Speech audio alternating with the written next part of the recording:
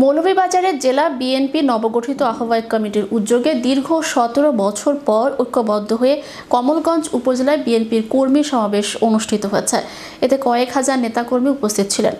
সমাবেশে মৌলভীবাজার জেলা বিএনপির আহ্বায়ক ফয়জুর রহমান ময়ূন এর সভাপতিত্বে প্রধান অতিথি হিসেবে উপস্থিত ছিলেন বাংলাদেশ জাতীয়তাবাদী বিএনপির কেন্দ্রীয় নির্বাহী কমিটির সহ সাংগঠনিক সম্পাদক মিফতা সিদ্দিকী, জাতীয়তাবাদী দল বিএনপি জেলা আহ্বায়ক কমিটির সদস্য স্বাগত কিশোর দাস চৌধুরীর সঞ্চালনায় অতিথি হিসেবে উপস্থিত ছিলেন জেলা বিএনপির আহ্বায়ক কমিটির সদস্য ও জেলা বিএনপির সাবেক সভাপতি এম নাসের রহমান, জেলা বিএনপির সাবেক সাধারণ সম্পাদক মিজানুর রহমান আব্দুল মুকিত, জেলা বিএনপির আহ্বায়ক কমিটির সদস্য মুজিবুর রহমান চৌধুরী, হাজি মুজিব, মোহসিন মিয়া মধু, মৌলভী ওয়ালি সিদ্দিকী, মোশাররফ হোসেন বাদশাহ, বকশী মিসবা, হেলু মিয়া, আবেদ রাজা, আশিক মোশাররফ, আতাউর রহমান, দুরুদ মিয়া, মোয়াজ্জেম হোসেন মাতুক প্রমুখ।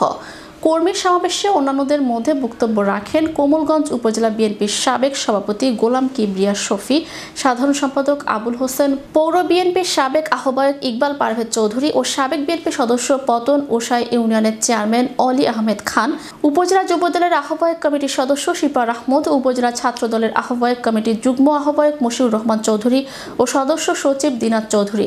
এ সময় কর্মী সমাবেশে কোমলগঞ্জ উপজেলা পৌরসহ বিভিন্ন ইউনিয়ন বিএনপি ও এর অঙ্গ সংগঠনের নেতাকর্মীরা উপস্থিত ছিলেন ও বিভিন্ন প্রিন্ট এবং ইলেকট্রনিক মিডিয়া সংবাদকর্মী উপস্থিত ছিলেন। বৃহত্তর সিলেটের কৃতি সন্তান, এশিয়া মহাদেশের প্রখ্যাত অর্থনীতিবিদ, সাবেক অর্থ পরিকল্পনা মন্ত্রী জনাব মরহুম এফ সাইফুর রহমান সাহেবের হাত ধরে শহীদ প্রেসিডেন্ট জিয়াউর রহমানের আদর্শের দল বিএনপিতে আমি যোগদান করি।